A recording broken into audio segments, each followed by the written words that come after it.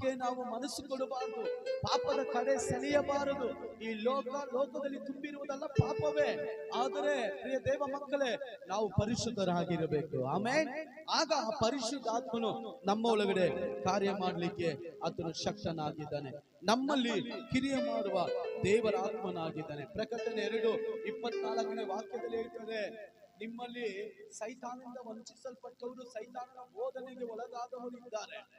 ಸಭೆ ಪವಿತ್ರಾತ್ಮದಿಂದ ನಡೆಸಲ್ಪಡಬೇಕು, ಸೈತಾನದಿಂದ ನಡೆಸಲ್ಪಡಬಾರದು, ಬಲಹೀನತೆಯಿಂದ ನಡೆಸಲ್ಪಡಬಾರದು. ಇಲ್ಲಿ ಬೈಬಲ್ ವಾಕ್ಯ ಹೇಳ್ತೇವೆ, ಓದಿರಿ ಆ ವಾಕ್ಯ.